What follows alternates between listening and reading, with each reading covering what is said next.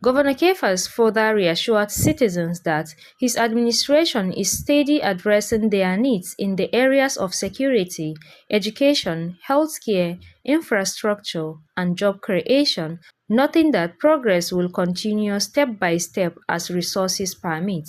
He described leadership as a sacred trust of God and the people, warning that the abuse of such trust will no longer be tolerated. Farida Sanusi Abubakar, Haske News. In another report, the federal government has vowed to end the misuse of police and other security personnel by very important persons, insisting that allied protection should no longer come at the expense of national security.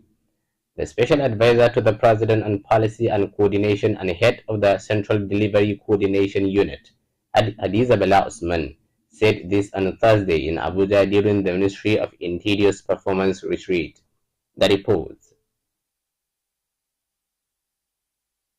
Bala Usman expressed concern over the diversion of police officers and specialized squads from other security agencies from critical security assignments to VIP escort duties. According to her, this practice has overstretched the nation's security agencies and deprived ordinary Nigerians of needed protection. The presidential aide stressed that the government was working to amend the Private Guard Companies Act to empower licensed private security firms to take over VIP protection roles. The CDCU head also called for the reintegration of retired senior police officers into structured private security institutions to provide professional protection services while creating employment opportunities. Abdulaziz Muhammad Inua.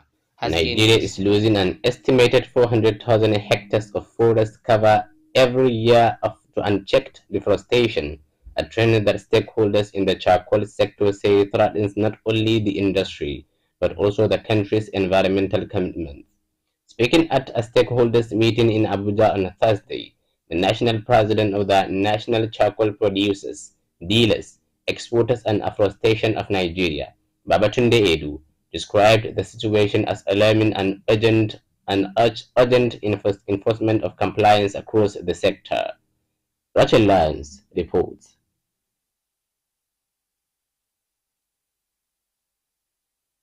Edu wants that if these destructive practices continue, afforestation efforts will be undermined and Nigeria's international reputation will be at stake. Highlighting the scale of the challenge, he revealed that Nigeria has already lost over half of its forest cover between 1990 and 2020, with up to 70 to 80% of original forest reserve depleted. The primary drivers, he said, remain agricultural expansion, industrial development, urbanization, and farming, with illegal logging also contributing significantly. Edu further cautioned that Nigeria's position in global trade could be jeopardized by the European Union's new deforestation regulation, which from December 2025 will require commodities such as soybeans, cocoa, coffee, palm oil, and wood to be sourced only from non-deforested lands. Rachel Langs, Haske News. In another report, the Minister of the Federal Capital Territory, Nyesom Wike, has called for cross-border cooperation and sharing of intelligence among security agencies of the G7 states to curb insecurity and crimes threatening the 7 states. Wike made the call at the opening of the G7 State Technical Committee meeting held on Thursday at the Nigerian Police Resource Center in Jabi. The G7 Security Forum was established in 2007, made up of security chiefs from the FCT, Niger, Nasarawa, Kogi, Kaduna, Benue, and Plateau states to share intelligence, review security trends, and adopt joint strategies. Represented by the head of the civil service of the FCT, Grace Adeyilo, the minister noted the complexities of emerging threats ranging from kidnappings and banditry to human and drug trafficking, while calling for synergy, collaboration, and innovative strategies. Wike commended security operatives for their sacrifices, reaffirming his administration's commitment to providing resources and platforms to strengthen regional security cooperation. In another report, The national leader of the new Nigerian People's Party, Rabiu Musa Konkoso, has maintained that he has no plans to defect to another political party, making the clarification at the party's National Executive Committee meeting in Abuja on Thursday. Konkoso said the NNPP was performing well in Kano and other states.